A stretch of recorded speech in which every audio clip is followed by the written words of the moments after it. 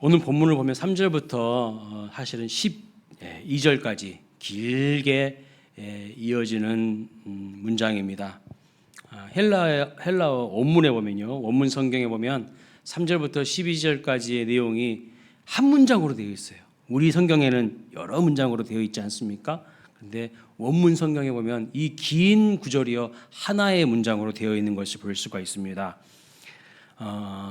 그래서 3절부터 12절까지의 많은 내용이 있지만 가장 핵심적인 동사를 우리가 중심으로 내용을 살펴보기를 원하는데요. 먼저 3절을 보면은 이렇게 말씀합니다. 우리 주 예수 그리스도의 아버지 하나님을 찬송하리로다.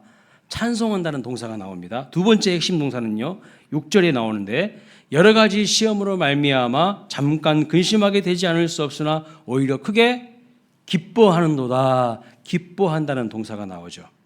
마지막으로 중요한 핵심 동사가 8절에 나옵니다. 예수를 너희가 보지 못하였으나 사랑하는도다. 이렇게 말씀하고 있어요. 세 가지 핵심 동사가 무엇이냐면 찬송하리로다, 기뻐하리로다, 사랑하는도다. 이렇게 말씀하고 있어요. 그러면 누가 찬송하고 누가 기뻐하고 누가 사랑한다는 말씀입니까? 1절과 2절에서 말씀하고 있지요. 하나님의 택하심을 받고 흩어진 나그네 된 성도들이 찬송하고 기뻐하고 사랑하는 삶을 산다는 것입니다. 여러분, 아무나 찬송할 수 있는 것이 아닙니다. 여러 가지 시험 가운데 있는데 누구나 기뻐할 수 있는 것이 아닙니다. 예수를 보지 못하였지만 예수님을 사랑할 수 있는 것은 아무나 할 수 있는 것이 아닙니다. 누가 찬송하고 기뻐하고 사랑할 수 있습니까? 오직 하나님의 은혜로 구원받은, 하나님의 은혜를 입은 성도만 그렇게 할 수 있기 때문에 이것은 성도의 놀라운 특권이자 은혜입니다. 하나님의 은혜입니다. 그런데 성도가 이러한 삶을 살아갈 수 있는 근본적인 이유가 무엇이라고 오늘 본문에서 강조해서 말씀하고 있습니까? 그것은 바로 산 소망이 있기 때문이라고 말씀하고 있어요. 그렇다면 죽은 소망이 아니라 살아있는 소망, 리빙 호프. 우리가 리빙 호프, 살아있는 소망을 우리가 소유하게 된 근거는 무엇입니까? 우리가 어떻게 해서 이 산 소망을 소유하게 되었다고 말씀하고 있죠? 3절 하반절에서 말씀하시죠. 같이 한번 읽어보겠습니다. 시작. 예수 그리스도를 죽은 자 가운데서 부활하게 하심으로 말미암아 우리를 거듭나게 하사 산 소망이 있게 하시며. 아멘. 살아있는 소망은요, 예수님의 부활하심으로 말미암아 우리를 거듭나게 하신 은혜로 말미암아 주어진 것이라고 말씀하고 있습니다. 나 자신에게서 소망의 근거와 이유가 있는 것이 아니에요. 자꾸 우리는요, 나에게서 소망의 근거와 어떤 이유를 찾으려고 해요. 나에게서 소망의 근거와 이유를 찾으려고 하면요, 우리는요, 산 소망이 아니라 죽은 소망밖에 없어요. 그런데 예수님의 부활로 인하여 우리를 거듭나게 하신 하나님의 사랑이 바로 우리의 소망의 이유가 된다고 분명히 말씀하고 있습니다. 예수님의 부활은요, 사망을 사망시켜버리는 능력이에요. 죽음을 죽게 만드는 능력이에요.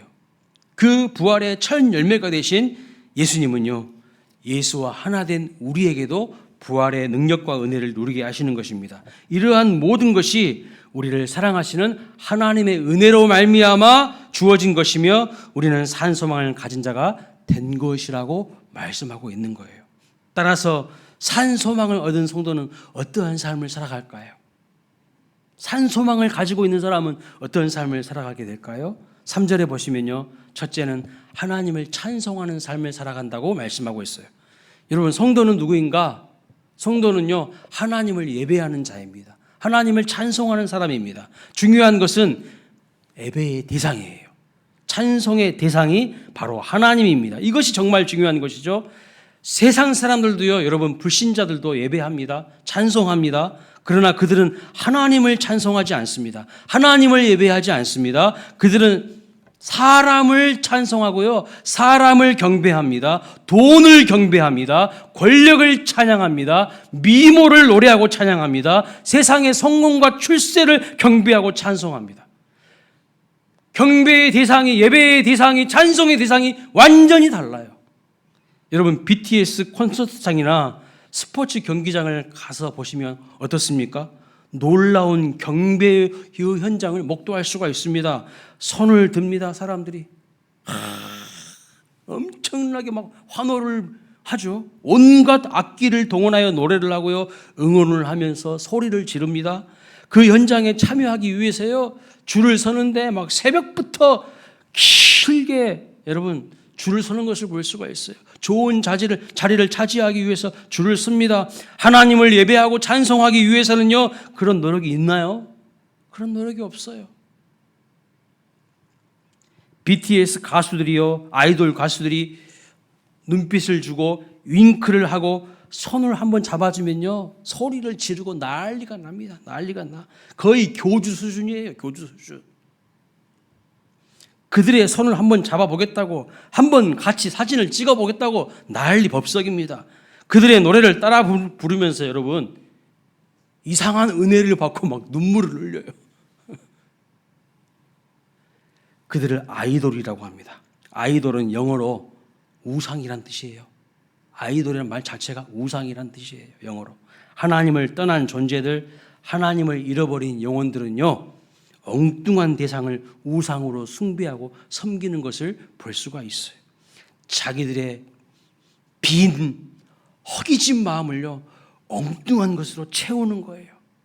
세상의 것으로 채우는 거예요. 공허한 마음, 외로운 마음을 세상의 것으로 가득가득 채우려고 해요. 그래도 여러분 채워지지 않습니다. 스포츠 경기는 어떻습니까? 경기를 지게 되면요, 선수들은 거의 나라의 원수가 됩니다. 응원하던 관중은요, 난폭한 난몽꾼이 되고 과격한 언행을 거침없이 내뱉습니다. 스포츠에 자신의 자존심과 체면과 모든 것을 걸고 예배하는 것을 볼 수가 있어요. 그리고 자기 뜻대로 되지 않으면 선수들을요, 비하합니다. 무슨 뜻입니까? 사실은요, 스포츠에 자기 자신을 투사하여서 자기 자신을 우상으로 숭배하는 행위예요. 거짓된 헛된 것들을 경배하고 찬양하는 현상을 우리는요, 우리 주변에서 너무 손쉽게 찾아볼 수가 있어요. 스포츠는 그냥 즐기는 것이지 그것이 경배와 숭배의 대상이 되면 안 돼요. 근데 거기에 자기의 체면과 국가적인 자존심까지 다 걸어서 축구 한번 줘보세요. 난리가 나잖아요. 난리가 나. 뭘 예배하고 있는 거예요? 하나님을 예배하는 게 아니에요. 엉뚱한 다른 대상들을 우상으로 숭배하고 있는 거예요. 우리 그리스도인들은 어떤 삶을 살아가는 자입니까? 하나님을 찬양하는 자라고 말씀하고 있어요. 산 소망이 있는 자에게서 나타나는 삶의 구체적인 모습은요, 하나님을 찬양하는 거예요. 경배해야 될 대상인 하나님을 바르게 경배하는 것입니다. 하나님은 선언하십니다. 이사야 43장 21절에 이렇게 말씀하십니다. 이 백성은 내가 나를 위하여 지었나니 나를 찬송하게 하려 함이니라. 하나님의 성택받은 백성은요, 반드시 하나님을 찬송하는 의도와 목적 가운데 우리를 창조하셨고 우리를 구원하셨고 우리에게 호흡을 주셨다는 것을 알아야 합니다. 인간 존재의 이유는요, 내 배 불리고 세상에서 호의호식 하는 데 있는 게 아니에요. 인간의 존재의 이유는 하나님을 찬송하며 하나님을 예배하는 것이 가장 중요한 이유라고 말씀하고 있어요. 인간은 우리를 지으신 하나님의 뜻과 창조 목적에 걸맞는 삶을 살아갈 때 행복한 삶이 시작되는 거예요. 하나님이 원래 의도하신 그 목적에 부합하는 삶을 살게 되는 것입니다. 여러분, 하나님을 찬양하시길 바랍니다. 하나님을 노래하시길 바랍니다. 하나님을 바르게 예배하시는 저와 여러분 되시기를 주님의 이름으로 축원합니다. 시편 147편 1절에 이런 말씀이 있습니다. 읽어볼까요? 할렐루야. 우리 하나님을 찬양하는 일이 선함이며 찬송하는 일이 아름답고 마땅하도다. 아멘. 우리는 하나님을 찬양하는 자, 하나님을 경배하고 예배하는 자입니다. 찬송의 이유가 뭡니까? 그러면 왜 찬송하는 겁니까? 하나님을 찬송하리로다, 이렇게 3절 말씀에서 시작해서 5절까지 그 찬송의 이유를 계속해서 줄기차게 말씀하고 있어요. 찬송하는 삶을 사는 첫 번째 이유는 3절 말씀에 보면 그의 많으신 긍휼대로 예수 그리스도를 죽은 자 가운데서 부활하게 하심으로 우리를 거듭나게 하심으로 말미암아 우리가 찬송하는 삶을 살 수 있도록 찬송하는 삶을 살아가는 것이라고 말씀하고 있습니다. 그리고 3절 말씀 또 하반절에 보면 산 소망이 있게 하셨으니까 우리가 찬송하는 삶을 살아가게 되는 것입니다. 우리에게는 죽은 소망이 아니라 살아있는 소망이 있습니다. 할렐루야. 세 번째로 4절 말씀 보면요, 썩지도 않고 더럽지도 않고 쇠하지 아니하는 유업을 잊게 하시니까 찬양하는 거예요. 네 번째는요, 5절에 나와 있죠. 너희는 말세에 나타나기로 예비하신 구원을 얻기 위하여 믿음으로 말미암아 지금 하나님의 능력으로 보호하심을 받고 있기 때문에 또 우리는 찬송할 수 있다, 찬양하는 삶을 살아간다고 말씀하고 있어요. 억지로가 아니에요. 억지로 찬송하는 게 아니라 우리가 찬송할 수 있는 엄청나게 많은 이유를 지금 말씀해 주고 있는 것이죠. 지금 베드로가 정하는 이 네 가지 찬송의 이유를 과거, 현재, 미래로 분류해서 이렇게 설명할 수 있습니다. 먼저 과거에 우리의 죄를 용서하시고 우리가 예수 믿을 때 거듭나게 하셨고 새롭게 태어나게 하셨기 때문에 찬송함을 하는 삶을 살아가게 된 것입니다. 그리고 미래에 앞으로 우리가 받을 것이 있는데 그것이 우리가 받을 유업입니다. 유업. 그것은 어떤 유업인가? 썩지 않고 더럽혀지지 않고 새하지 아니하는 유업입니다. 미래에 우리는 유업을 받게 되어 있으니 마땅히 찬송하는 삶을 살아가게 되는 것이죠. 현재도 마찬가지입니다. 현재는 하나님의 능력으로 우리가 보호를 받고 있으니까요, 찬양할 수가 있는 것이죠. 왜 하나님께서 그러면 이토록 우리를 보호하실까요? 왜 우리를 이토록 보호하시는 것입니까? 예수 그리스도의 보혈로 우리의 모든 죄를 용서하시고 자녀 삼으셨기 때문에, 우리가 하나님의 보배와 같은 자녀이기 때문에 우리의 가치는 예수님을 십자가에 내어주시고 바꾸실 만큼 엄청난 존재입니다. 우리의 가치는요, 예수님짜리예요. 여러분, 가게에 가가지고 물건을 살 때에 이거 얼마짜리예요? 물어보죠? 우리의 가치는요, 예수님짜리예요. 예수님과 우리를 바꾼 존재예요.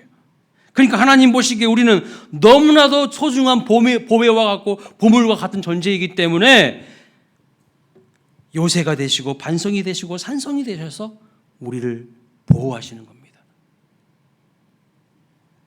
시편 23편 4절에 보면요, 때로는 사망의 음침한 골짜기를 통과하는 그런 상황에서도 하나님은 우리를 지키시고 보호하시는데 주의 지팡이와 막대기가 우리를 안위하신다고 말씀하고 있어요.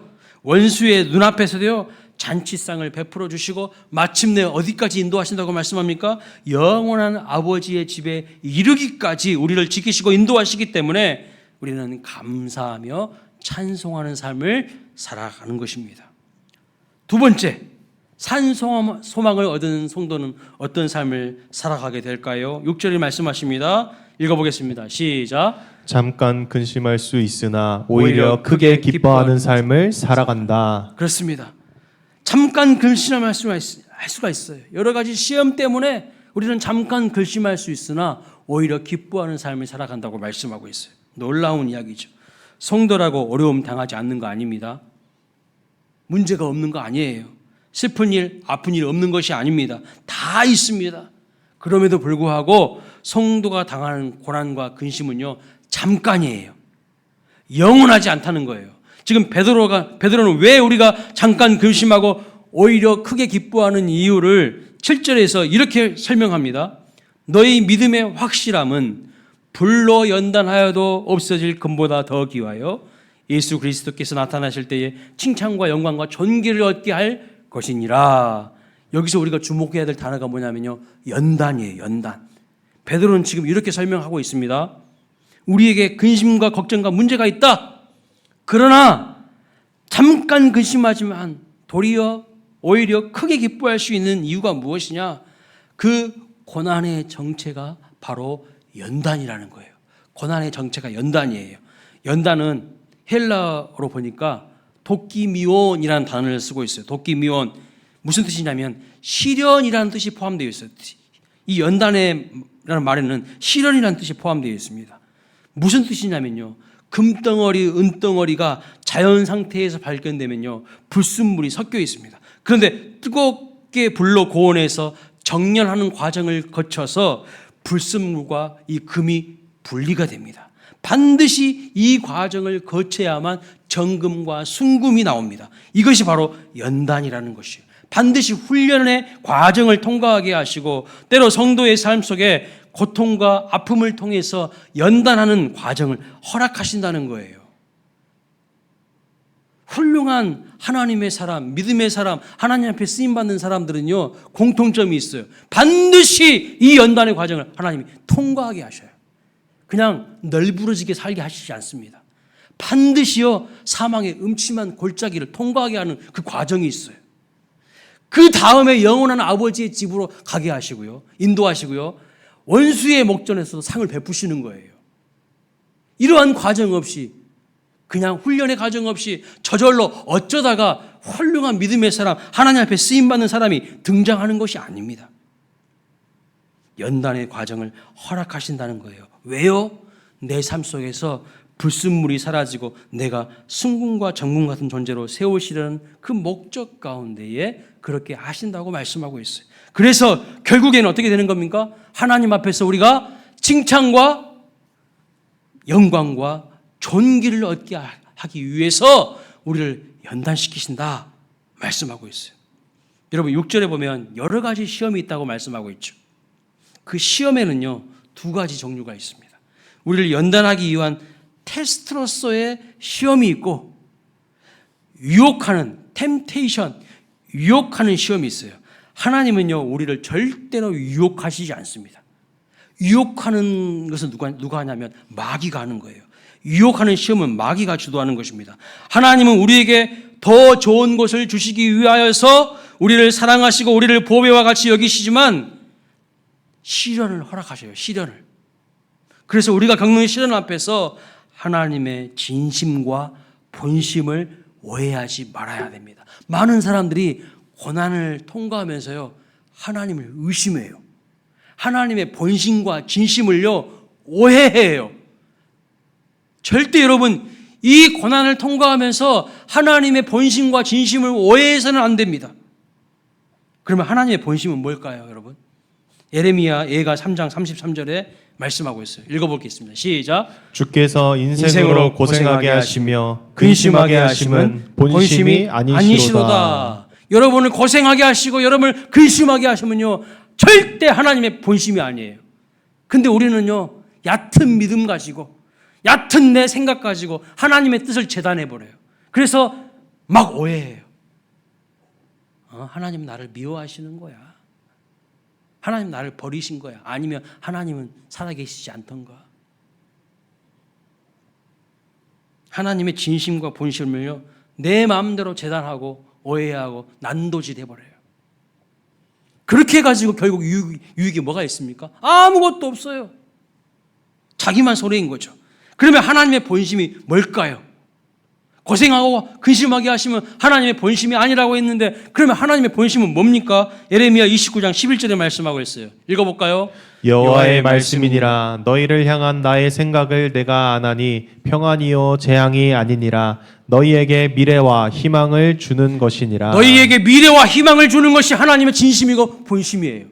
그 미래와 희망을 주는 과정 가운데에 우리에게 시련의 연단의 과정을 통과하게 하시는 거예요. 불순물을 다 빼야 되기 때문이에요.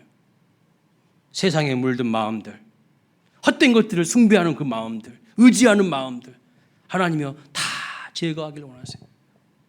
하나님은 우리에게 장차 미래와 희망을 주시기 위해서요, 잠깐의 고난을 허락하실 때가 있고 연단의 과정을 통과하게 하신다는 것을 믿으시기 바랍니다. 결국 그렇게 해서 무엇 하시려고요? 우리에게 칭찬과 영광과 면류관을 주시기 위한 과정이라는 것을 알아야 합니다. 운동선수가요, 힘든 훈련의 과정 없이, 땀 흘리는 과정 없이 가만히 날마다 밥만 먹고 있고 들어 누워 잠만 자고 있으면 알아서 목에다가 금메달 갖다 걸어줍니까? 그런 선수 아무도 없습니다. 피땀 흘리는 훈련의 과정을 통하여서 드디어 영광의 면류관, 아무나 받을 수 없는 그 영광의 금메달을 목에다 거는 것이죠. 그래서 하나님께서 연단을 받게 하는 성도들에게 요구하는 것이 무엇입니까? 6절 말씀 보시면 잠깐 근심하게 되지 않을 수 없으나 오히려 크게 기뻐하는 삶을 살라고 말씀하고 있는 거예요. 기뻐하기로요. 작정하라는 거예요. 기뻐하기로 작정하라는 거예요. 하나님의 선하심을 굳게 믿으며 기뻐하는 삶이 바로 성도의 삶이고 산 소망을 발견한 자의 삶이라는 겁니다. 소망이 없는 사람들은요, 기뻐하지 못해요. 맨날 우울해요, 우울해. 하나님께 소망의 근거를 두지 않고 나 자신에게 세상의 소망의 근거를 두니까요, 날마다 우울해요. 그러나 하나님께 믿음의 눈을 들어서 하나님을 바라보면요, 두려움이 사라집니다. 내 마음, 저 영혼의 밑바닥에서부터 차오르는 기쁨이 샘솟아요. 그것을 경험할 수 있는 저와 여러분 되시길 주님의 이름으로 축원합니다. 사무엘상 19장을 보면요, 다윗 이야기가 나옵니다. 다윗에게 고난이 닥치는데 하루아침에 도망자 신세가 됩니다. 안타깝고 한숨 나오고 분통 터지는 일이 생깁니다. 여러분, 그런 상황 가운데 어찌 근심하지 않을 수가 있겠습니까? 그런데 우리는 다윗 이야기의 끝을 잘 알고 있지 않습니까? 그것은 다윗을 정금같이 새롭게 하시는 하나님의 뜻과 계획 가운데 이루어지는 연단의 과정이었어요. 내 인생 뜻대로 모든 것이 풀리지 않아도 하나님이 우리 삶의 주인님이심을 믿는다면 괜찮습니다. 결국 모든 것이 다 잘 될 것입니다. 우리를 사랑하시는 하나님이 우리를 빚어가시는 과정 가운데 있기 때문에 우리는 기뻐할 수 있고 감사할 수 있는 거예요. 믿으십니까? 로마서 8장 18절에 그래서 이렇게 말합니다. 읽어볼까요? 현재의 고난은 장차 우리에게 나타날 영광과 비교할 수 없도다. 아멘. 현재의 고난은 미래의 영광과는 비교할 수가 없는 거라 말씀하고 있어요. 시편 기자는 이렇게 고백합니다. 시편 119편 67절 읽어볼까요? 고난당하기 전에는 내가 그릇 행하였더니 이제는 주의 말씀을 지키나이다. 내 인생에 어려움이 없기 전에는 자기 마음대로 살아갔는데 이제 고난을 겪고 나서 오히려 내가 주의 말씀을 지키는 자로 새로워지고 변화되었다는 거예요. 내 자아가 깨지면서 내 뜻이 중요한 게 아니라 하나님의 뜻이 중요하는구나. 하나님의 말씀을 지키는 것이 결국 나를 복되게 하는 것이구나. 이것을 깨닫게 되는 거예요. 고난의 과정을 통하여서 나의 욕망과 나의 자아가 깨지고 부서져야 비로소요 하나님을 향한 소망의 눈이 열리는 겁니다. 시편 119편 71절에는 그래서 이렇게 또 고백하죠. 읽어볼까요? 시작. 고난당하는 것이 내게 유익이라 이로 말미암아 내가 주의 율례들을 배우게 되었나이다. 이처럼 인생을 바라보는 눈이 달라지고요, 고난을 해석하는 관점이 달라지고 새로워지는 겁니다. 인생에 고난과 어려움이 없었으면 여러분 우리 가운데도 하나님 앞에 나오지 않을 사람들이 많을 겁니다. 고난이 없고 평탄하면요, 사람은요 배부르면요 하나님 잘 찾지 않는 존재예요. 고난을 겪었기 때문에 하나님 앞에 나옵니다. 고난을 겪었기 때문에 하나님의 말씀을 지키는 자로 새로워지는 거예요. 그래서 성도의 고난은요 변장된 축복인 거예요. 고난을 통해 성도의 신앙이 새로워지고 하나님을 새롭게 만나고 발견하게 되는 것입니다. 하나님을 더 인격적으로 더 친밀하게 나의 하나님으로 고백하게 되는 거예요. 아브라함의 하나님, 이삭의 하나님, 야곱의 하나님, 다윗의 하나님, 그 누구의 하나님이 아니라 이 고난의 과정을 통하여서 나와 함께 하시는 나의 하나님으로 고백하게 되는 겁니다. 여러분 시편 23편 잘 아시죠? 우리 한국 성도들이 가장 사랑하는 시편이 시편 23편이라고 하더라고요. 여호와는 나의 목자시니 내가 부족함이 없으리로다. 이렇게 시작하는 시편 아시죠? 사실 원문이 의도하는 번역을요 우리 한글 성경이 한글로 번역하면서 제대로 다 살리지 못했어요. 이게 너무 아쉬워요. 영어로 한번 띄워줘 보세요. 영어 성경 잘 보이시는지 모르겠습니다. 1절에 여호와는 나의 목자시니 나는 부족함이 없으리로다 그랬어요. 근데 그 하나님을요 2절 3절 말씀 보면요 He라고 말씀하고 있어요. He. 그는 나를 푸른 초장에 누이시며 쉴만한 물가로 인도하시는도다. 하나님을 3인칭 단수 He로 표현하고 있어요. 그렇죠? 그런데 여러분 어느 순간 4절부터는요 하나님에 대한 호칭이 2인칭 유로 바뀝니다. 3인칭 히는 제3자이고 객관적인 존재이죠. 그런데 하나님이 내 앞에 계신 하나님이요 유로 바뀌어요. 친밀하고 가까운 존재로 바뀌는 것을 볼 수 있어요. 어떻게 이런 변화가 일어납니까? 왜 시인이 하나님을 저 멀리 계신 제3자로 느껴지는 하나님을 가까운 존재로 친밀한 존재로 경험하게 되고 느끼게 됩니까? 어떤 과정이 있었어요? 4절에 보면 사망의 음침한 골짜기를 통과하는 과정이 있었어요. 그 사망의 음침한 골짜기를 통과하는 과정을 통하여서 하나님을 시가 아니라 유로 고백하고 있는 것을 볼 수 있어요. 여러분, 우리가 인생의 고난을 겪을 때 더욱 하나님을 가깝게 만날 수가 있어요. 우리의 마음이 가난하게 되고 우리의 심령이 가난한 자에게 복을 주시는데 팔복 첫 번째가 뭡니까? 심령이 가난한 자가 복이 있나니 천국이 그들의 것임이라고 말씀했어요. 심령이 가난한 자가 천국을 경험하는 거예요. 하나님을 만나는 겁니다. 중요한 것은요, 우리의 시각이 변화되는 것이고 관점이 달라지는 거예요. 이 고난의 과정을 통하여서 나는 정금같이 될 것이고 이 고난의 과정을 통하여서 나는 하나님을 새롭게 만나게 되는 것입니다. 이 시편 23편의 한글 번역이 이 원래의 의미를 다 살려내지 못한 것이 아쉽습니다. 여러분, 우리는 인생에 고난이 있을지라도 그것은 장차 우리에게 주어질 영광과 비교하면 아주 잠깐이고 비교할 수 없다는 것을 믿으시기 바랍니다.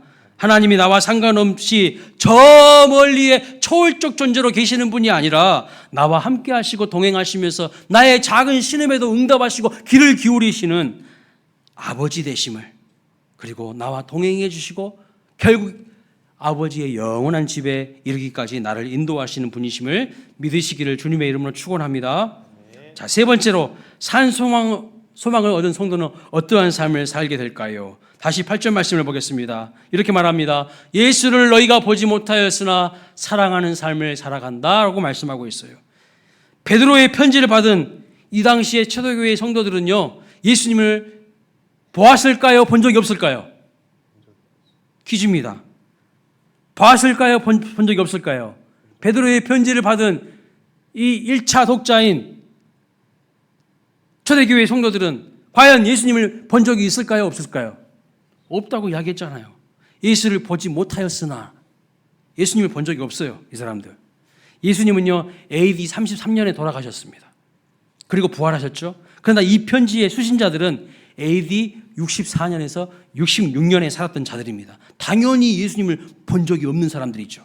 그러나 그들은 예수님을 믿음으로 엄청난 핍박도 받았고 손해도 받았고 세상 사람들로부터 비방도 들었어요. 예수님을 믿는다는 그 이유 하나 때문에. 왜냐하면 예수님을 믿는 그 믿음이 세상 사람들과는 구별된 삶을, 거룩한 삶을 살게 했기 때문입니다. 여러분은 예수님을 본 적 있으십니까? 하나님을 본 적 있으십니까? 본 적 있다고 하면은 심각해지는 거예요. 약간 이단인 거예요. 본 적 없다고 하셔야 돼. 어떤 사람 본 적이 있대. 상당히 한번 연구 대상이야, 그 사람들은. 영상을 하나 보내드리겠습니다. 영상 준비되셨나요? 보겠습니다. Hey brother, what? Do you believe in life after birth? Huh? Yeah, like, do you believe in mom? Nah, I don't believe in those things. I'm an atheist. I mean, have you ever seen mom?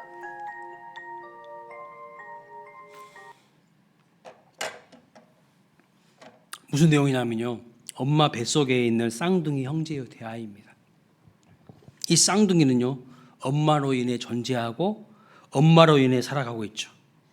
그런데 아무리 뱃속에서 뒤져봐도 엄마는 없어요. 엄마는 보이지 않습니다. 엄마로 인해 존재하고 엄마로 인해 살아가고 있는데도 불구하고 뱃속에서는 엄마가 안 보여요. 그리고 동생이 형에게 묻습니다. 엄마의 존재를 믿어? 응, 난 그딴 거 안 믿어. 이 세상 사람들이 하는 얘기랑 똑같죠. 이 세상 사람들이 불신자들이 하는 일이랑 똑같습니다. 하나님 본 적이 있어? 난 안 믿어. 하나님으로 인해 존재하고 하나님으로 인해 살아가는데도 못 믿겠다는 겁니다. 근데요, 이 아이들이 곧 엄마를 만나게 되죠. 우리도 곧 하나님을 만나게 되고 보게 되어 있습니다. 기독교인이나 비기독교인이나 똑같은 게 무엇이냐면요, 둘 다 하나님을 본 적이 없어요. 저도 눈으로 하나님을, 내 육안으로 하나님을 본 적이 없습니다. 그런데 그들은 못 봤으니까 못 믿겠다고 말하는 거예요. 여러분 중에 혹시 하나님을 봤다는 분이 있으면요, 의심해 봐야 됩니다. 그 신앙을 의심해 봐야 돼. 꿈에서 봤다고 한다면 모르겠습니다. 그럴 수도 있겠지만 실제로 내가 하나님을 눈으로 봤다면 그 정상이 아닙니다. 보지 못했다고 해야 정상입니다. 요한복음 1장 18절에 보면 분명히 말씀합니다. 하나님을 본 자가 없다고 되어 있어요. 하나님을 본 자가 없다고 되어 있어요. 여러분 중에 예수님 본 사람이 있나요?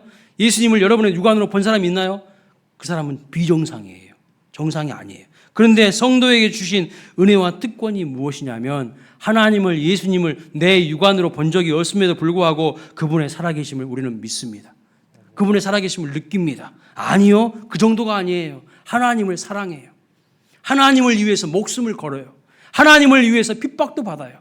이게 초대교회 성도들의 모습이었어요. 예수님 본 적이 없어요. 만난 적 없어요. 그런데 믿어요. 목숨을 걸었어요. 다윗도요, 하나님 만난 적 없어요. 본 적이 없습니다. 그런데 다윗이 뭐라고 고백합니까? 18편 1절에 나의 힘이 되신 여호와여, 내가 주를 사랑하나이다. 내가 주를 사랑한대요.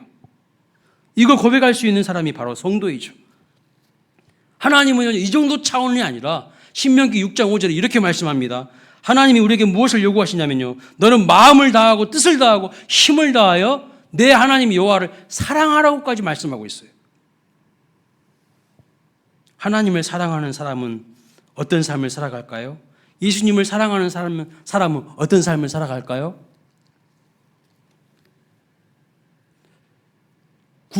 추상적이고 감면적인 이야기가 아니에요. 아주 구체적인 이야기입니다. 하나님을 사랑하는 사람은요, 하나님의 말씀에 순종하며 하나님의 말씀을 기쁨으로 지키는 삶을 살아갑니다.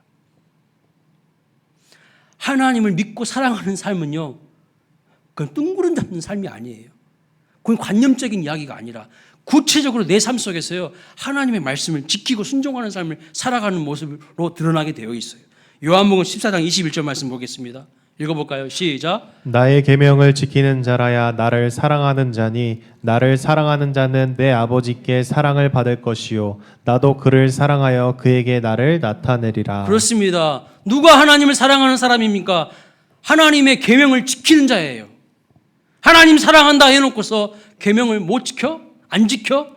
그 하나님을 사랑하는 것이 약해진 거예요. 흐리멍텅해진 거예요. 근데 우리는요, 다 말로는 하나님 사랑한다고 하지만 실질적으로는 그런 실력이 못 돼요. 하나님 사랑할 수 있는 실력이 못 돼요. 그렇지 않습니까? 베드로도 내가 주님을 절대 부인하지 않겠습니다. 호언장담했어요. 그런데요, 부인해버리잖아요. 저주까지 하면서 부인해버리잖아요. 절대 부인하지 않겠습니다. 이것은 베드로의 정말 진심이었어요. 그러나 그 진심을 지켜낼 만한 베드로의 실력은 없었어요. 오늘 우리도 마찬가지예요. 우리가 막 입술로 하나님 찬양하고 고백하고 사랑한다 하지만 실질적인 우리 삶의 모습은요, 엉망진창일 때가 많잖아요. 그런데 여러분, 이런 우리를요, 하나님이 고난의 과정을 통하여서 깨지게 하시고 부서지게 하시면서 우리를 소망의 자리로 인도해 가시는 겁니다. 여러분, 하나님의 살아계심을 확신하시길 원하십니까? 내 머리로 이해해서 믿어지는 것이 아니라 오히려 믿음으로 이해가 되어지는 거예요. 이해해서 믿으려고 하면요, 평생 못 믿어요. 이해해서 믿으려고 하면은 평생 못 믿어요. 그러나 믿으면 이해가 돼요. 놀라운 영적인 원리가 그 안에 숨어 있습니다. 하나님의 말씀에 순종하여 그 말씀을 지킴으로 하나님의 살아계심과 하나님의 위대하심을 경험하게 되는 겁니다. 그래서 복음서에 보면요, 하나님의 말씀에 순종한 사람들은요, 하나님이 행하신 놀라운 일들을 경험하게 돼요. 하나님의 살아계심을 경험하게 돼요. 물도온 하인들은 알더라. 그 가나안 포도 혼인잔치에서 순종하여 하나님 예수님의 말씀을 따르는 사람들은요, 이것이 어떻게 된 것인지를 경험하게 되는 거예요. 산 소망을 소유한 성도는 어떠한 삶을 살아가게 됩니까? 헛된 우상과 세상이 아닌 하나님을 경배하고 찬양하는 삶을 살아가는 겁니다. 어려움을 겪지만 잠깐 근심하지만 오히려 크게 기뻐하는 삶을 살아갑니다. 하나님을 예수님을 한 번도 우리 눈으로 본 적이 없지만 하나님의 은혜로 믿어지고 느껴지고 심지어 마음과 뜻과 힘을 다하여 온 정성을 다하여 하나님을 사랑하는 삶을 살아갑니다. 나는 부족하지만, 나는 연약하지만, 또 넘어지지만 또 일어나게 되는 거예요. 하나님의 사랑으로. 그리고 이러한 믿음의 삶은요, 결국 영혼을 구원받게 한다는 거예요. 오늘 9절 말씀이 그거잖아요. 믿음의 결국은 영혼의 구원이다. 그렇죠. 여러분, 왜 이단에 빠지면 안 되는 줄 아십니까? 그들의 끝은 구원이 아닙니다. 구원이 아니에요. 이단은요, 달을 이자에다가 끝단자예요. 끝이 달라요. 우리의 믿음의 끝은요, 구원이에요. 우리의 믿음의 끝은, 종착지는 구원이에요. 그러나 이단의 끝은 구원이 아니에요. 지옥이에요. 저주이고요. 사랑하는 여러분, 우리의 소망은 무엇입니까? 우리는 무엇을 소망하면서 살아갑니까? 많은 사람들이요, 진정한 산 소망이 없기 때문에 세상에 물들어가고 세상과 타협하고 마귀의 시험에 쉽게 넘어가 버리는 것입니다. 믿는다고 하지만 그 마지막 날이 올 것이라고 믿지 않습니다. 믿음의 결국 곧 영혼의 구원받는 것임을 사실은 안 믿는 거예요. 그래서 타협하는 거죠. 그날이 올 것이라고 진짜 믿는다면, 창조주이시며 심판자 되신 하나님을 내가 마침내 대면하게 될 것을 진짜 믿는다면요, 그렇게 믿음 없는 모습으로 살아갈 수는 없어요. 진짜 믿는다면. 여러분, 암살이라는 영화 아십니까? 이 영화는 실화를 배경으로 해서 만들어진 영화입니다. 이 영화의 주인공 이정재 씨가 연기한 사람은 염석진이라는 사람입니다. 이 사람은 원래 독립운동가였어요. 그런데 일본 총독을 암살하려다가 실패한 사건이 있었습니다. 이때 염석진이가 잡혀가요. 일본군에게 고문을 당하고 변절합니다. 그리고 마치 자기가 일본 감옥에서 탈옥한 것처럼 거짓으로 꾸며서 다시 독립군에게 들어갑니다. 이중 간첩 스파이 노릇을 하면서 독립운동하는 사람들의 모든 정보를요, 일본군에게 갖다 바치는 거예요. 일본 밀정이 되는 겁니다. 그래서 일본군에게 필요한 정보를 계속해서 알려주는 겁니다. 완전한 변절자로 살아갑니다. 그런데 결국 시간이 흘러서 해방이 되었어요. 반민족 행위한 사람들을 처벌하는 반민특위가 열렸는데 우리나라가 친일파를 제대로 처리하지 못했죠. 그래서 그는 풀려납니다. 참 하나님의 공의가 없어 보이죠. 그렇게 세월이 흘러 늙은 염석진 앞에 죽은 줄 알았던, 과거에 함께 독립운동을 했던 동료들이 나타납니다. 그 중에 한 사람이 전지현 씨가 연기한 안옥윤이라는 사람이에요. 이 영화의 마지막 장면을 한번 같이 보도록 하겠습니다. 자, 보여주십시오.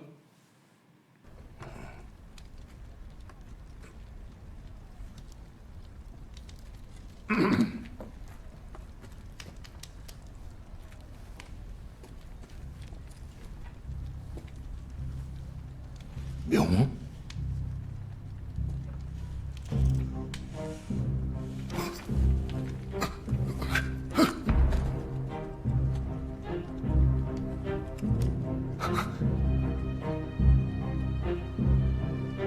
안옥균,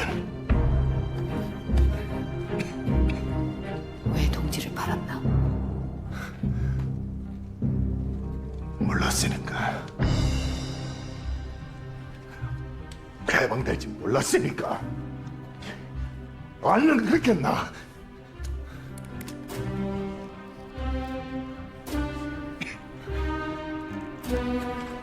너 16년 전이고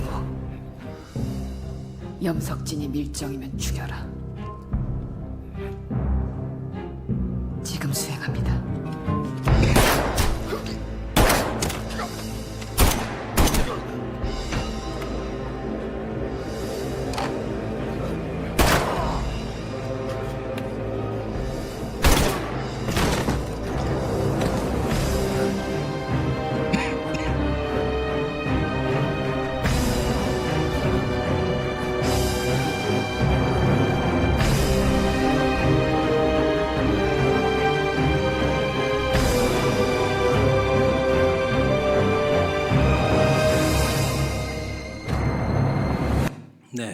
여기까지 보겠습니다.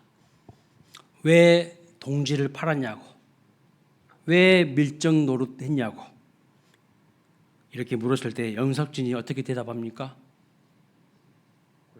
해방될지 몰랐으니까. 알았으면 그랬겠나? 독립을 하다가 왜 번절했느냐? 독립이 실제로 올 줄을 몰랐으니까. 그의 눈에 보이는 것은 뭘만 봤어요? 일본 제국의 힘만 보였을 뿐입니다. 빼앗긴 들에도 봄이 온다는 것을 몰랐어요. 오늘 우리는 어떻습니까? 이 땅에 많은 그리스도인들이요, 믿는다고 하면서 변절자로 살아갑니다. 변절자로 살아가요. 왜 그럴까요? 하나님을 두려워하지 않습니다. 왜 그럴까요? 진짜 하나님 앞에 서게 될 줄을 믿지 않기 때문입니다. 천국이 있다고 얘기하지만 진짜 내가 하나님 앞에 서서 얼굴과 얼굴을 대면하여 보게 될 날이 올 줄을 몰라서 그렇게 살아가는 것이죠. 세상에 코를 박고 살아가는 것이죠. 조만간 우리는 분명 하나님을 대면하게 될 것입니다. 그때 여러분 어떤 말씀을 하실 것입니까? 몰랐습니다. 이렇게 될 줄 몰랐습니다. 이런 말 할 것입니까? 그때는요, 핑계 대도 늦습니다. 마지막 그날에 하나님께서 우리의 모두에게 고난도 핍박도 세상의 유혹도 믿음으로 이겨낸 네가 참으로 자랑스럽구나, 착하고 충성된 종이라고 칭찬과 명성과 면류관을 받는 우리 모두가 되시기를 주님의 이름으로 축원합니다. 산 소망을 얻는 성도는 어떻게 살아갑니까? 하나님을 찬양하는 삶을 살아가는 거예요. 세상을 찬양하지 않습니다. 잠시 여러 가지 시험으로 인하여서 근심할 수 있으나 오히려 크게 기뻐하는 삶을 살아갑니다. 세 번째는 무엇이죠? 산소망 얻은 성도는 어떻게 살아가게 되는 겁니까? 예수 그리스도를 우리의 육안으로 보지 못했지만 우리는 믿음으로 말미암아 확신 가운데 예수님을 더욱 사랑하는 삶을 살아가는 거예요. 마음과 뜻과 힘을 다하여 주 너의 하나님을 사랑하라 하신 그 말씀을 지키면서 살아가는 거예요. 근데 그 사랑은요, 말뿐인 게 아니라 하나님의 말씀을 진정으로 지키려고 하는 몸부림이 있는 거예요. 몸부림. 근데 우리는 연약하고 부족해서 하나님의 말씀을 잘 못 지킵니다. 그래서요, 하나님께서 우리에게 고난이라는 과정을 허락하셔요. 왜 못 지키느냐? 내 자아가 살아있어요. 내 욕망이 살아있어요. 그 고난의 과정을 통해서 내 자아를 깨뜨리시고 내 욕망을 깨뜨리셔서요, 오히려 정말로 하나님을 즐거워하고 기뻐하고 사랑하는 삶으로, 하나님만을 의지하고 바라보는 삶으로 우리를 인도해 가시는 것입니다. 그래서 오늘 베드로전서 1장에 무엇이라고 말씀합니까? 이렇게 말씀하고 있죠. 8절에 예수를 너희가 보지 못하였으나 사랑하는도다. 이제도 보지 못하나 믿고 말할 수 없는 영광스러운 즐거움으로 기뻐하니. 4번이나 강조하고 있어요. 믿고 말할 수 없는 영광스러운 즐거움으로 기뻐하면서 주님을 사랑한대요. 이게 어떻게 가능한 거예요?